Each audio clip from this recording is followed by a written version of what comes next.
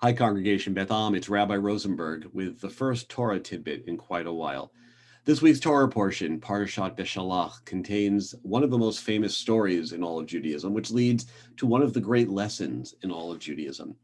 We crossed through the Red Sea. As you probably know, our people were slaves to Pharaoh in Egypt for 400 years, and finally we were free. God sends Moses to confront Pharaoh, and after the 10 plagues, finally Pharaoh lets our people go. But as we're leaving, Pharaoh has a change of heart and starts to chase us down with his army. And we find ourselves caught between Pharaoh's army and the Red Sea with nowhere to go. So Moses raises his arms and God splits the waters of the Red Sea and we walk through to the other side. As the Egyptians chase us across the seabed, God slams the waters shut and the Egyptians are drowned and we're finally free. And our people are so exuberant to finally be out of Egyptian slavery that we break into song.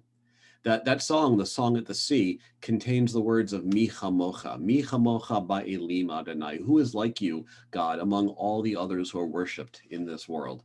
It's the song that we sing during every service that we do. It's a way of expressing our utter joy at finally experiencing this miracle of the Red Sea and the miracle of freedom.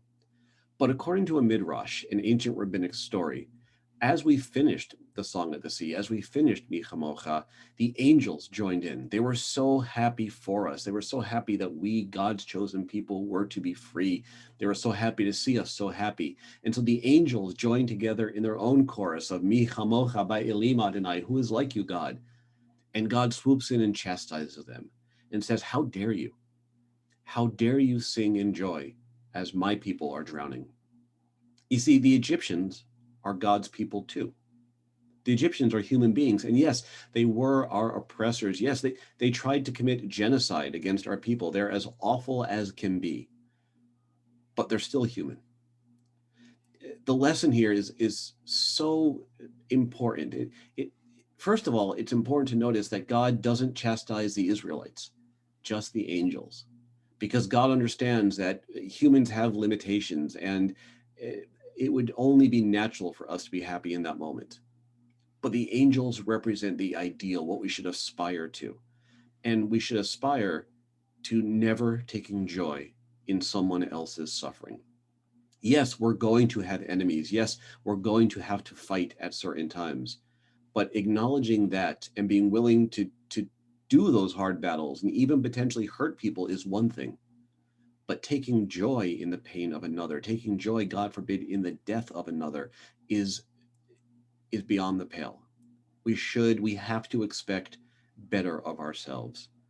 Our world is filled with conflict, and Judaism is realistic about that. Judaism does not believe that we simply have to always turn the other cheek and never fight. Sometimes fighting, whether it be political or personal or even physical, sometimes it's necessary, but it's never good. It's never joyous. And certainly the defeat of our enemies, and more importantly, the pain and God forbid death of our enemies, is never a case for celebration. So let's remember, as we find ourselves in the world fighting all of our various fights, that everyone that we're fighting is themselves created B'Tselem Elohim, in God's image. And let us remember the angels show us the true way, the best way, to never take joy in another one of God's creation's suffering. Take care, Congregation Beth Am.